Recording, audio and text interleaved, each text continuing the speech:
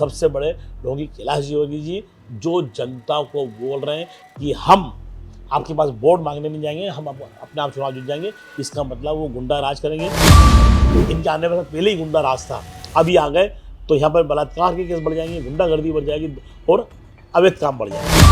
इतना भ्रष्टाचार हुआ, पहली आंधी आने के बाद सब मूर्तियां उड़ गई है। इतना भ्रष्टाचार हुआ, उसको सबको दाब दिया गया।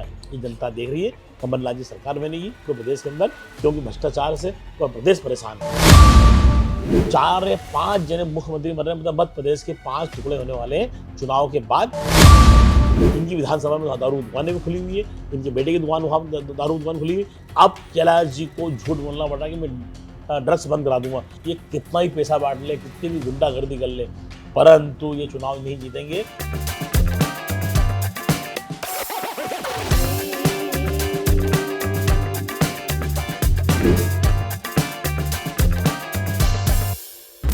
इंदौर कहिए या कहिए कि मालवा और निमाड़ क्षेत्र की जो सबसे प्रतिष्ठित सीट है वो है इंदौर की 1 नंबर विधानसभा।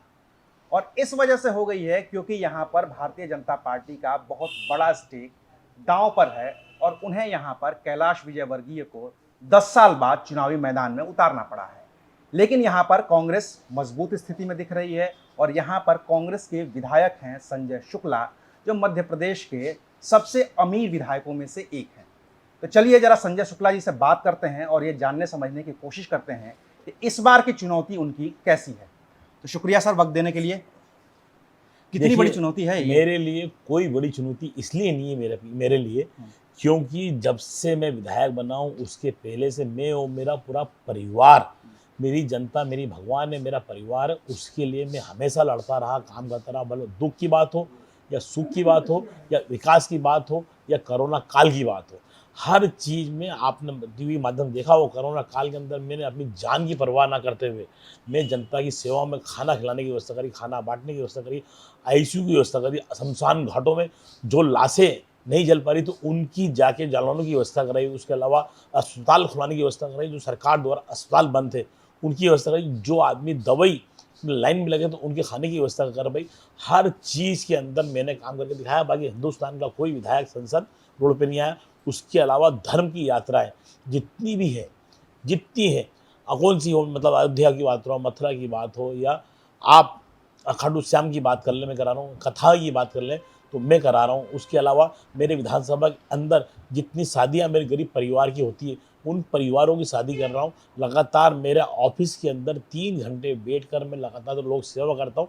24 घंटे हम लगातार जनता की सेवा में लगा रहता हूँ, क्योंकि वो मेरा परिवार है। उसने मुझे मान सम्मान दिया है। आज मेरे लिए कोई चुनौती नहीं, क्योंकि आज बेटा चुनाव लड़ रहा है तो उसके लिए पूरा मतलब अपने विधानसभा एक के परिवार के, मेरी माता है, बहनें, युवा और बुजुर्ग, सब लोग काम पे लगे हुए कि बेटे को जिताना है, नेता को नहीं जिताना है।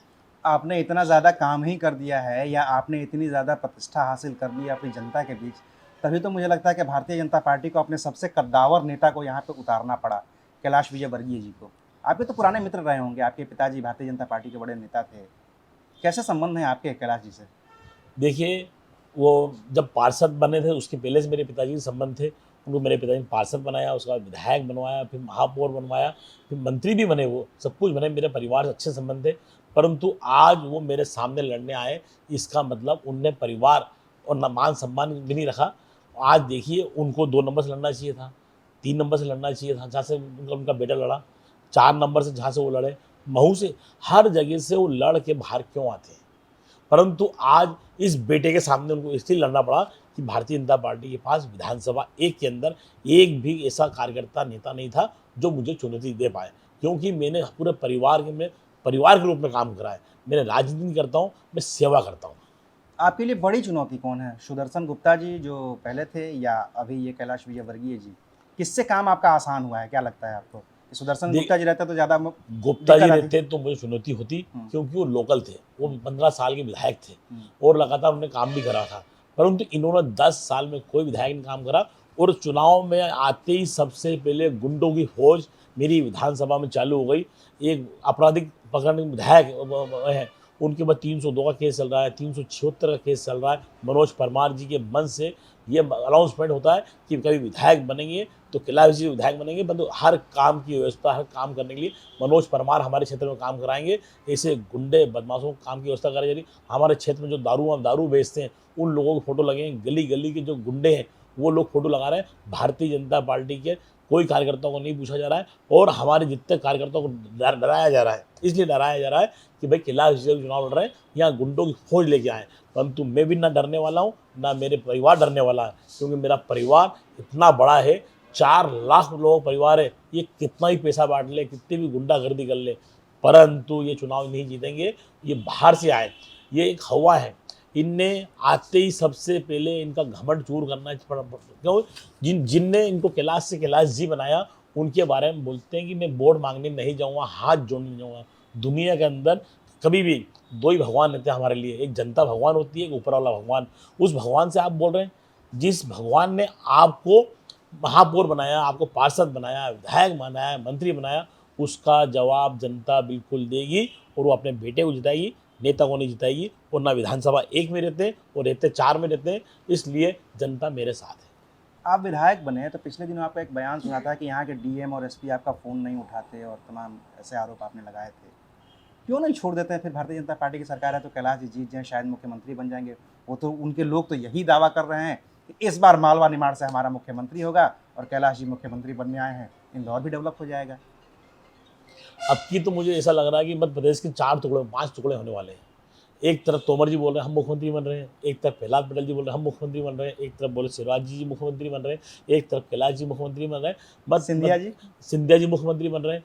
4 या 5 जने मुख्यमंत्री बन रहे हैं। मतलब मध्य प्रदेश के 5 टुकड़े होने वाले हैं। चुनाव के बाद वो पाँचों के अलग अलग मुख्यमंत्री बनेंगे। क्यों कि सबको कैसे भी करके हमारा संभाग जीतना, जनता से गुमराह करके। तो 20 साल में कोई काम नहीं किया, विकास का कोई काम नहीं किया, सिर्फ धर्म के नाम पर वोट मांगे जा रहे हैं, उनको लोग गुमराह किया जा रहा है। धर्म की बात करें तो जितना धर्म अयोध्या के नाम पे वोट मांगते, मैं 17 यात्रा लेके गया। उस यात्रा में मैं खुद खाना खाता हूँ, उनके खुद साथ में जाता हूँ, खुद आता हूँ, रेत के लिए जाता हूँ और बस में उनके साथ बैठ के जाता हूँ। ऐसा आज तक एक विधायक ने नहीं करा, एक मंत्री ने नहीं करा। जो भी यात्रा जाती, कोई धर्म यात्रा जो भी होता है मैं खुद करता हूँ, परंतु ढोंग के अलावा इनके लोग काम नहीं करते। और सबसे बड़े ढोंगी कैलाश योगी जी, जो जनता को बोल रहे हैं कि हम आपके पास वोट मांगने नहीं जाएंगे, हम अपने आप चुनाव जीत जाएंगे। इसका मतलब वो गुंडा राज करेंगे। एसपी, कलेक्टर और इन सब के माध्यम, प्रशासन के माध्यम से वो चुनाव जीतना चाहते हैं। वो कितना भी कुछ कर ले, चुनाव नहीं जीतेंगे, नहीं जीतेंगे। जीतेगा तो बेटे ही जीतेगा। धर्म के नाम पे बड़ी बात होती है। आप भी अभी अपनी धार्मिक बातें कर रहे हैं, आपने अपनी यात्राओं का जिक्र कर रहे हैं। भारतीय जनता पार्टी कहती है कि हमने राम मंदिर का निर्माण करवाया और भारतीय जनता पार्टी कहती है कि इंदौर से बगल में 50 किलोमीटर दूर एक शहर है उज्जैन, वहाँ पे महाकाल लोक का निर्माण करवाया। तो हमने इतना जब डेवलप किया है, हम धर्म को लेकर के आगे बढ़ रहे हैं, हम हिंदुत्व की संस्कृति को बचा रहे हैं, तो आप हमें वोट करिए। अयोध्या में मंदिर बन रहा है और उसके पोस्टर पूरे मध्य प्रदेश में लगे हैं और मध्य प्रदेश की राजनीति में अयोध्या केंद्र में आ गया है। कैसे देखते हैं आप इसको, क्योंकि आप खुद भी एक धार्मिक व्यक्ति हैं? देखिए, अयोध्या की बात करते हैं तो अयोध्या में मध्य प्रदेश का एक भी विधायक अयोध्या यात्रा लेके नहीं गया। मैं तो लगातार 17 यात्रा लेके गया। 600 लोगों को ट्रेन में लेके जाता हूँ, खाना खिलाता हूँ, उनके साथ में जाता हूँ, दर्शन कराता हूँ, साथ में लेके आता हूँ। परंतु मध्य प्रदेश का एक भी विधायक नहीं लेके गया। धर्म के नाम पे सिर्फ झूठ बोलते हैं। रही उज्जैन की बात, उज्जैन महाकाल को 300 करोड़ रुपये जैसे ही कमलनाथ जी सरकार बनी थी उनने मंजूर किए थे। उसका उदाहरण सबसे अच्छा है कि जो करोड़पति सिरे वो आता है, उसमें अमिताभ बच्चन जी ने पूछा था एक जने से कि वो 7 करोड़ रुपये जीतने वाले थे कि महाकाल उज्जैन का निर्माण के लिए जो 300 करोड़ मंजूर किसने कराए? शिवराज जी ने कराया, कमलनाथ जी ने कराया या अर्जुन सिंह जी? 4 नाम आए थे। वो बेचारा गुमराह होके उसने बोल दिया कि शिवराज जी ने कराए थे, परंतु वो 7 करोड़ रुपये इसलिए हार गया कि झूठा प्रचार करते हैं। वो 300 करोड़ कमलनाथ जी सरकार में मंजूर हुए थे। ये लोगों से मैनेजमेंट के अलावा कोई काम नहीं कर रहे। कितना भ्रष्टाचार हुआ, पहली आंधी आने के बाद सब मूर्तियाँ उड़ गई है। इतना भ्रष्टाचार हुआ, उसको सबको दाब दिया गया। ये जनता देख रही है। कमलनाथ जी सरकार बनेगी पूरे प्रदेश के अंदर, क्योंकि भ्रष्टाचार से पूरा प्रदेश परेशान है। उज्जैन महाकाल लोक में तो बड़े पैसे भी लग रहे हैं वीआईपी दर्शन के नाम पर। कैसे देखते हैं आप लोग इसको, क्या करेंगे इसके लिए? हमारी सरकार आते ही सबसे हमारी घोषणा है, आदरणीय कमलनाथ जी घोषणा करिए कि जो पैसे लग रहे हैं गरीब लोगों को, वो पैसे नहीं लगेंगे, क्योंकि वहाँ जनता से पैसे लिए जा रहे हैं। वहाँ पर एक चीज़ आपके बारे में मैंने यहाँ के लोगों से सुनी कि आपको जब भी ज़रूरत होती है किसी काम की, किसी कार्यक्रम में पैसे खर्च करने की, आप चंदा नहीं लेते बिल्कुल और आप अपनी जेब से सारा पैसा खर्च कर देते हैं।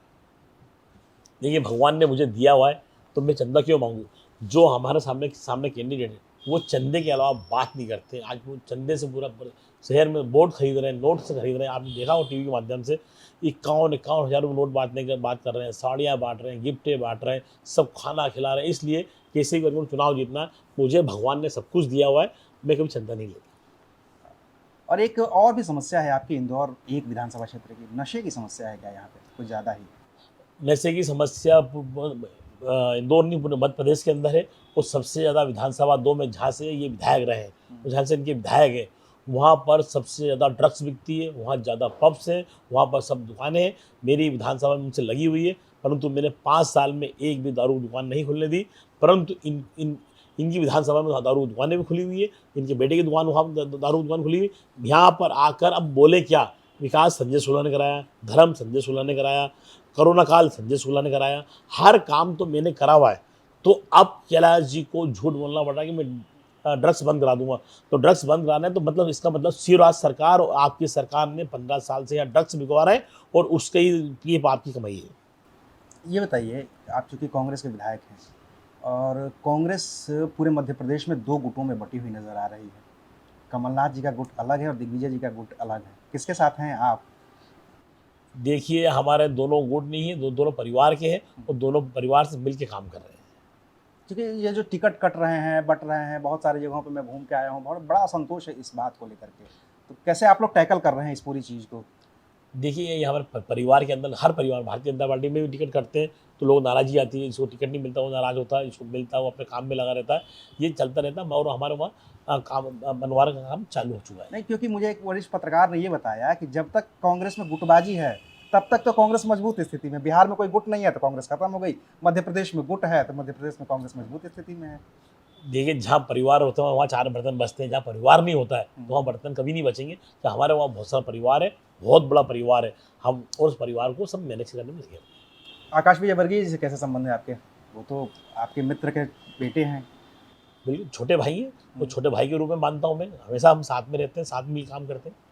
इस बार मार्जिन कितना रहेगा आप ये बताइए कैलाश विजयवर्गीय जी के लिए?